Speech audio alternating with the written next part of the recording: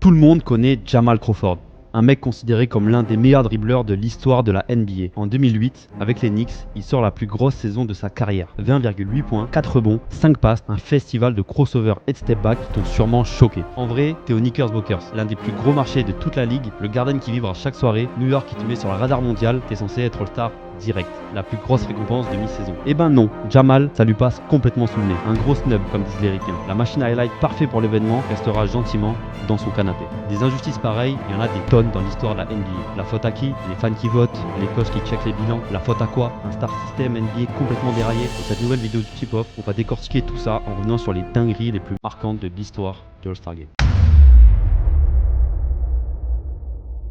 Ok, soyons clairs. Être All-Star, c'est une récompense individuelle. Mais en même temps, comment tu juges une équipe sur une mi-saison quand t'as 82 matchs devant toi? Regarde les Pacers l'an dernier. Haliburton est explosé en début de saison, personne les voit en finale NBA et ils sont à un tendon d'Achille d'être champions. Mais on va pas se mentir, les joueurs des pires équipes sont systématiquement mis à l'écart. C'est normal qu'ils le soient moins. Ok, mais parfois c'est abusé. C'est un peu le débat éternel, mais faut pas déconner. Si un gars tourne à 27 points et 7 passes de moyenne, il mérite son étoile, point barre. Devin Booker, saison 2018-2019, c'est exactement ça. 27,5 points, 6,5 rebonds, 7 passes. Le gamin de 22 ans porte Phoenix tout seul. Tu te souviens de ce Booker là? Perso, j'avais des étoiles dans les yeux à chaque match. Autour de lui, que dalle. Des joueurs de N2, zéro spacing, il avait toutes les balles en attaque et des balls énormes. Le bilan des Suns à la trêve du All-Star Game, 11 victoires pour 47 défaites. Ça a pu le cramer à des kilomètres. Malgré cette saison monstrueuse, Booker regardera le spectacle depuis son canapé, oubli total. On recule de 10 piges. T'imagines jouer à une époque où t'as Kobe, Iverson et LeBron. Kevin Martin en 2008 rêve d'être All-Star pour partager l'affiche avec les dieux. Il se donne les moyens. 24,6 points, 3,6 rebonds, 2,7 passes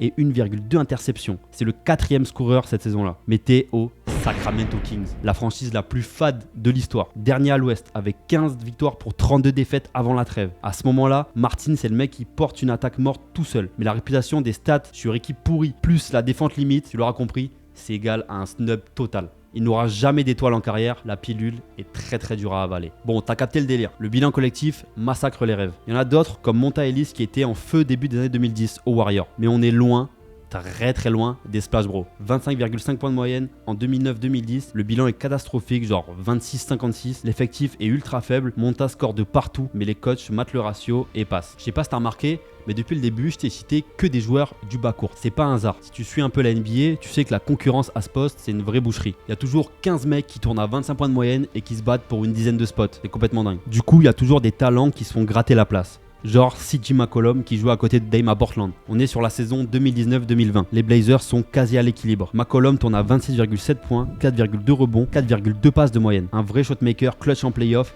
mais coincé derrière Lillard. L'Ouest, blindé. Dame, Harden, Booker, Luka, PG. Il n'y a malheureusement aucune place pour le pauvre CJ. Et c'est là où tu te dis, même avec une équipe correcte, si tu es la deuxième option de ton équipe à l'Ouest, t'as zéro chance. Ok, on va passer au maestro. Les mecs qui font tourner une équipe comme des chefs d'orchestre mais qui ont jamais le projecteur braqué sur eux. Ces gars-là, c'est pas des scoreurs fous qui finissent dans le top 10 YouTube. C'est ceux qui te font 8 passes, 2 interceptions et qui te gagnent les matchs à la sueur sans que personne s'en souvienne. Rod Strickland.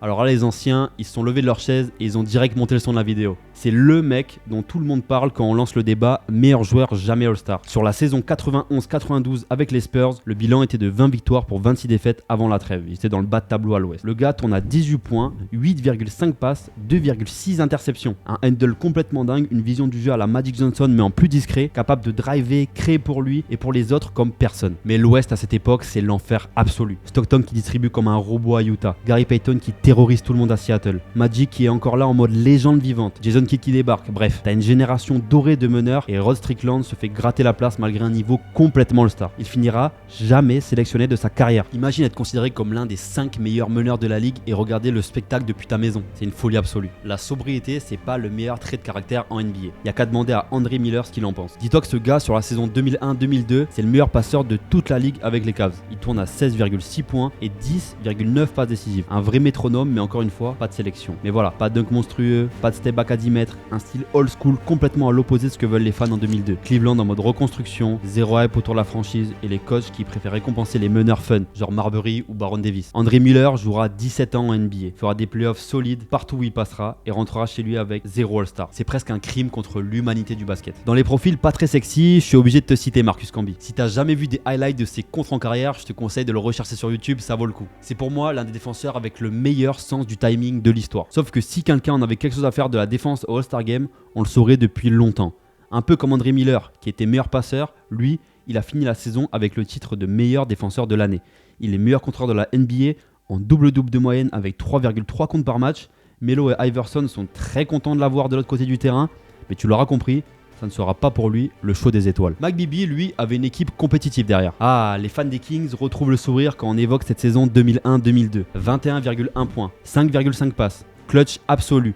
Cerveau offensif de l'équipe, la plus fun de la ligue à ce moment-là. Tu te souviens de cette série de playoffs monstrueuse contre les Lakers champions en titre? Bibi les avait saignés. Mais la hype autour des Kings, c'était Weber le gros bras intérieur, Peja le sniper à 3, Vlade Divac le monstre. McBibby c'était le lion parfait, mais personne ne le mettait en avant. Et encore une fois, concurrence monstrueuse à la main, Kidd à Phoenix, Peyton à Seattle, Marbury à New York. Même avec une bonne équipe, t'es obligé de partager la lumière et Mike passe à côté. Malgré tout le talent du monde, il ne fera pas le point. Au moins, ça nous prouve qu'être un grand meneur dans les années 90-2000, c'est aussi dur que se pointer aux élections quand t'as Bush, Clinton et Obama qui se présentent en même temps. Impossible de percer.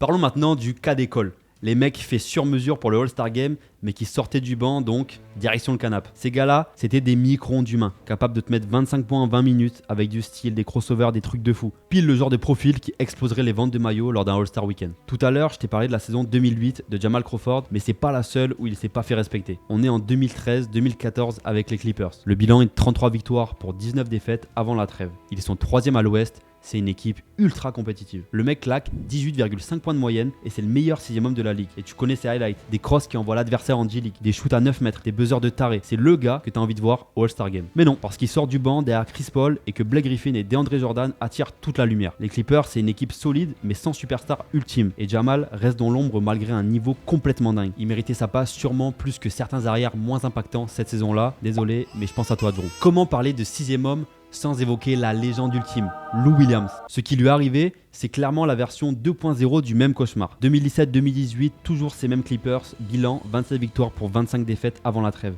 22,6 points, 5 passes, le gars vit sur la ligne des lancers francs, prend les gros shoots, score dans tous les coins de terrain, il est 3 fois 6e homme de l'année en carrière, c'est un palmarès vraiment dingue pour un remplaçant. Mais encore une fois, l'étiquette banc qui colle à la peau. Les coachs regardent la feuille de match, voient 6e homme et passent direct au suivant. Pourtant, Lou Will, c'était un All-Star Game sur pattes. Scoring, instinct, style, moment clutch, pile ce qu'on veut voir. Lui aussi rentre bredouille, malgré des saisons qui hurlent « sélectionnez-moi ». L'ironie, c'est que ces deux-là auraient enflammé le All-Star Game plus que 90% des participants. Mais tant que t'as pas l'étiquette de première option, même à 25 points de moyenne, tu restes chez toi. Je pense qu'on a fait un bon tour d'ensemble. De toute façon, des déceptions, il y en a à toutes les saisons.